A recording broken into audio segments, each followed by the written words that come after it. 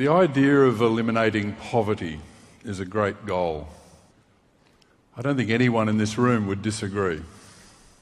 What worries me is when politicians with money and charismatic rock stars use the words, it all just sounds so simple. Now, I've got no bucket of money today, and I've got no policy to release, and I certainly haven't got a guitar. I'll leave that to others. But I do have an idea, and that idea is called Housing for Health. Housing for Health works with poor people. It works in the places where they live, and the work is done to improve their health. Over the last 28 years, this tough, grinding, dirty work has been done by literally thousands of people around Australia and more recently overseas. And their work has proven that focused design can improve even the poorest living environments. It can improve health, and it can play a part in reducing, if not eliminating, poverty. I'm going to start where the story began, 1985, in Central Australia. A man called Yummy Lester, an Aboriginal man, was running a health service. 80% of what walked in the door in terms of illness was infectious disease. Third world, developing world infectious disease caused by a poor living environment. Yummy assembled a team in Alice Springs. He got a medical doctor, he got an environmental health guy, and he hand-selected a team of local Aboriginal people to work on this project. Yummy told us at that first meeting, there's no money, always a good start, no money. You have 6 months, and I want you to start on a project which in his language he called Yuankara Palyan Kukanenjaku, which translated is a plan to stop people getting sick, a profound brief. That was our task. First step, the medical doctor went away for about 6 months, and he worked on what would have become these 9 health goals. What were we aiming at? After 6 months of work, he came to my office and presented me with those 9 words on a piece of paper. Now, I was very, very unimpressed. Come on. Big ideas need big words, and preferably a lot of them. This didn't fit the bill. What I didn't see and what you can't see was that he'd assembled thousands of pages of local, national and international health research. That filled out the picture as to why these were the health targets. The pictures that came a bit later had a very simple reason. The Aboriginal people who are our bosses and the senior people were most commonly illiterate. So the story had to be told in pictures of what were these goals. We worked with the community, not telling them what was going to happen in a language they didn't understand. So we had the goals. And each one of these goals, and I won't go through them all, puts at the centre the person and their health issue, and it then connects them to the bits of the physical environment that are actually needed to keep their health good. And the highest priority you see on the screen is washing people once a day, particularly children. And I hope most of you are thinking, what? That sounds simple. Now, I'm going to ask you all a very personal question. This morning before you came, who could have had a wash using a shower? I'm not going to ask if you had a shower because I'm too polite. That's it. Okay. All right. I think it's fair to say most people here could have had a shower this morning. I'm going to ask you to do some more work. I want you all to select one of the houses, of the 25 houses you see on the screen. I want you to select one of them and note the position of that house and keep that in your head. Have you all got a house? I'm going to ask you to live there for a few months, so make sure you got it right. It's in the northwest of Western Australia, very pleasant place. Okay, let's see if your shower in that house is working. I hear some ahs and I hear some ah. If you get a green tick, your shower's working, you and your kids are fine. If you get a red cross, well, I've looked carefully around the room and it's not going to make much difference to this crew. Why? Because you're all too old. And I know that's going to come as a shock to some of you, but you are. And before you get offended and leave, I've got to say that being too old in this case means that pretty much everyone in the room, I think, is over 5 years of age. We're really concerned with kids 0 to 5. And why? Washing is the antidote to the sort of bugs, the common infectious diseases of the eyes, the ears, the chest and the skin, that if they occur in the first 5 years of life, permanently damage those organs. They leave a lifelong remnant. That means that by the age of 5, you can't see as well for the rest of your life. You can't hear as well for the rest of your life. You can't breathe as well. You've lost a third of your lung capacity by the age of 5. And even skin infection, which we originally thought wasn't that big a problem, mild skin infections 0 to 5 give you a greatly increased chance of renal failure, needing dialysis at age 40. This is a big deal. So the ticks and crosses on the screen are actually critical for young kids. Those ticks and crosses represent the 7,800 houses we've looked at nationally around Australia, the same proportion.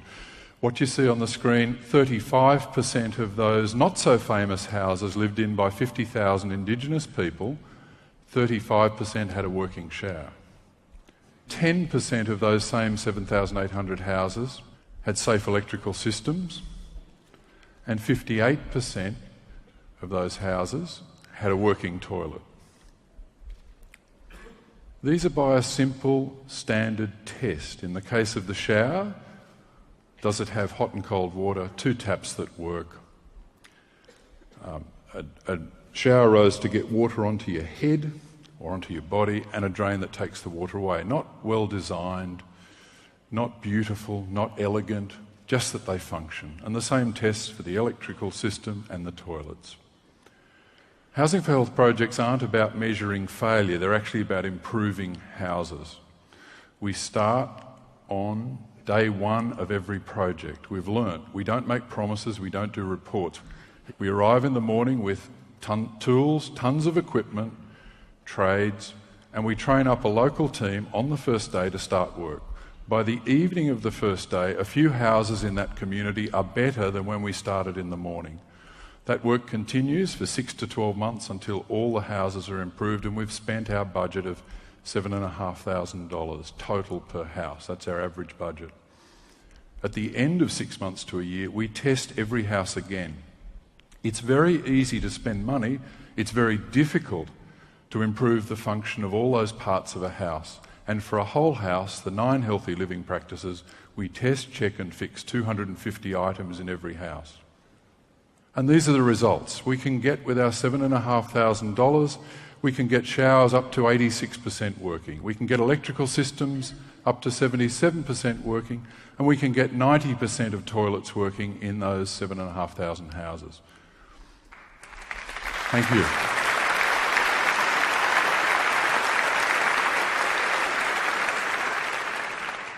The teams do a great job, and that's their work. I think there's an obvious question that I hope you're thinking about. Why do we have to do this work? Why are the houses in such poor condition? 70% of the work we do is due to lack of routine maintenance. The sort of things that happen in all our houses, things wear out. Should have been done by state government or local government, simply not done. The house doesn't work. 21% of the things we fix are due to faulty construction. Literally things that are built upside down and back to front. They don't work, we have to fix them. And if you've lived in Australia in the last 30 years, the final cause, you will have heard always that Indigenous people trash houses. It's one of the almost rock-solid pieces of evidence, which I've never seen evidence for, that's always ruled out as that's the problem with Indigenous housing. Well, 9% of what we spend is damage, misuse or abuse of any sort. We argue strongly that the people living in the house are simply not the problem. And we'll go a lot further than that. The people living in the house are actually a major part of the solution. 75% of our national team in Australia, over 75 at the minute, are actually local Indigenous people from the communities we work in. They do all aspects of the work.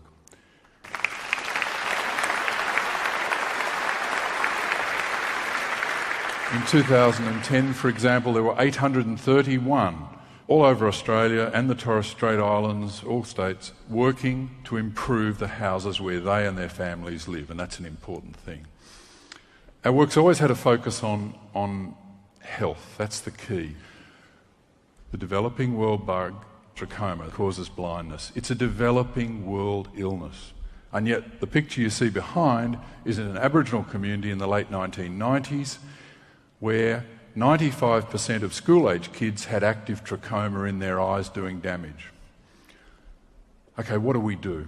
Well, first thing we do, we get showers working. Why? Because that flushes the bug out. We put washing facilities in the school as well so kids can wash their faces many times during the day. We wash the bug out. Second, the eye doctors tell us that dust scours the eye and lets the bug in quick. So what do? We call up the doctor of dust, and there is such a person. He was loaned to us by a mining company. He controls dust on mining company sites, and he came out and within a day had worked out that most dust in this community was within a metre of the ground, the wind-driven dust. So he suggested making mounds to catch the dust before it went into the house area and affected the eyes of kids.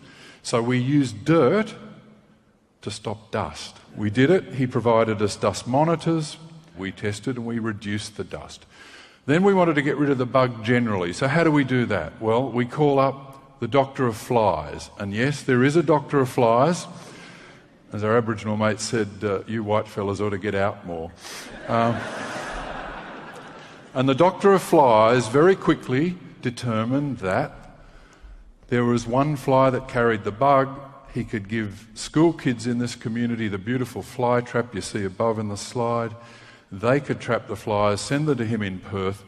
When the bug was in the gut, he'd send back by return post some dung beetles. The dung beetles ate the camel dung.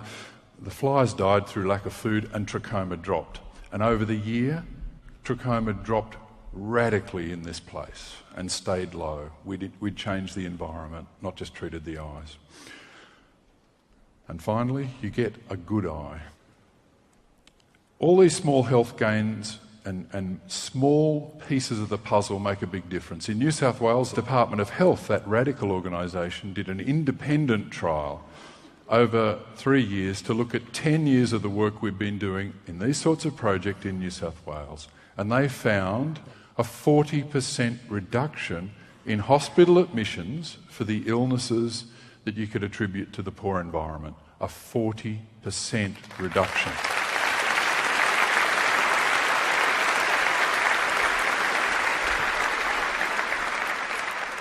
Just to show that the principles we've used in Australia can be used in other places. I'm just going to go to one other place, and that's Nepal, and what a beautiful place to go. We were asked by a small village of 600 people to go in and make toilets where none existed. Health was poor. We went in with no grand plan, no grand promises of a great program, just the offer to build 2 toilets for 2 families. It was during the design of the first toilet that I went for lunch, invited by the family, into their main room of the house. It was choking with smoke. People were cooking on their only fuel source, green timber. The smoke coming off that timber is choking, and in an enclosed house you simply can't breathe. Later we found the leading cause of illness and death in this particular region is through respiratory failure. So all of a sudden we had 2 problems. We were there originally to look at toilets and get human waste off the ground, that's fine. But all of a sudden now there was a second problem. How do we actually get the smoke down? So 2 problems, and design should be about more than one thing. Solution, take human waste, take animal waste, put it into a chamber, out of that extract biogas, methane gas. The gas gives 3 to 4 hours cooking a day, clean, smokeless and free for the family.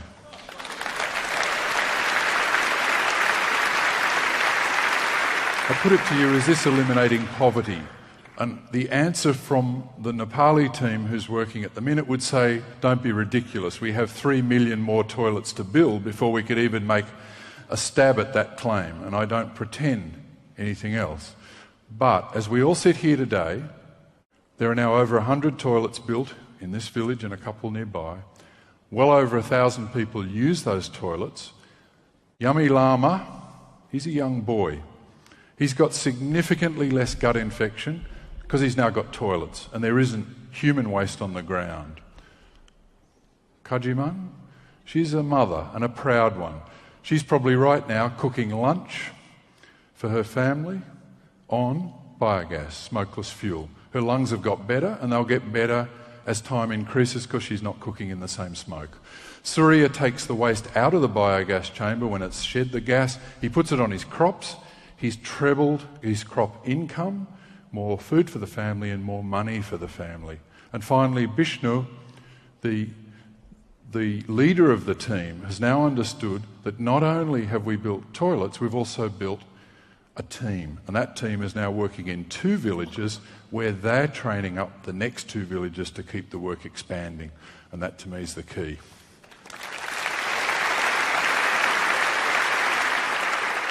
People are not the problem. We've never found that. The problem? Poor living environment, poor housing and the bugs that do people harm. None of those are limited by geography, by skin colour or by religion. None of them. The common link between all the work we've had to do is one thing, and that's poverty. Nelson Mandela said in the mid-2000s, not too far from here, he said that like slavery and apartheid, poverty is not natural.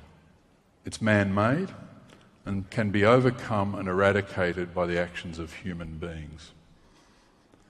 I want to end by saying it's been the actions of thousands of ordinary human beings doing, I think, extraordinary work that have actually improved health and maybe only in a small way reduced poverty. Thank you very much for your time.